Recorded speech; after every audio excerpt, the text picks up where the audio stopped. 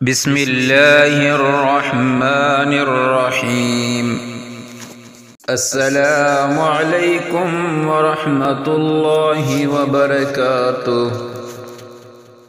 حضرت سہل بن سعد رضی اللہ عنہ سے روایت ہے کہ ایک آدمی نے عرض کیا، اے اللہ کے رسول، مجھے ایسا عمل بتائیں کہ جس کے کرنے سے اللہ تعالیٰ اور لوگ بھی مجھ سے محبت کریں۔ آپ صلی اللہ علیہ وسلم نے فرمایا، دنیا سے محبت نہ کرو، اللہ تعالیٰ تم سے محبت کرے گا، اور لوگوں کے پاس جو مال ہے اس سے بھی محبت نہ کرو، لوگ تم سے محبت کریں گے۔ ابی قتادہ رضی اللہ عنہ سے روایت ہے، رسول صلی اللہ علیہ وسلم نے فرمایا، جس نے کسی مجبوری کے بغیر مسلسل 3 جمعے چھوڑ دیے، اللہ تعالیٰ اس کے دل پر مہر لگا دیتے ہیں۔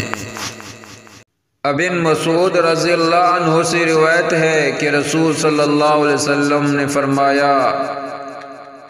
سب سے افضل اعمال وقت پہ نماز اور والدین سے نیک سلوک ہے۔ ابو سعید خدری رضی اللہ عنہ کہتے ہیں کہ رسول صلی اللہ علیہ وسلم نے فرمایا، میرے صحابہ کو برا بھلا نہ کہو، قسم ہے اس ذات کی جس کے ہاتھ میں میری جان ہے،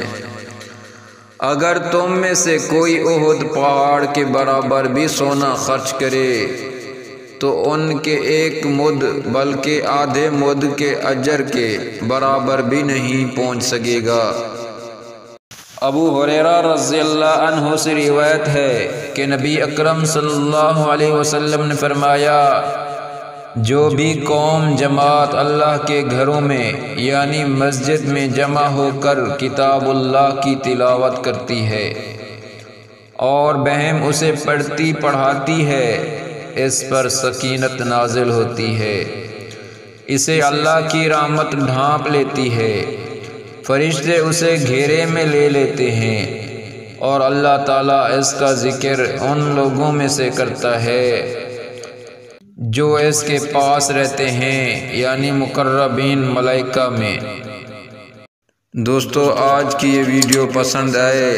تو لائک کریں اور اس چینل کو سبسکرائب کریں۔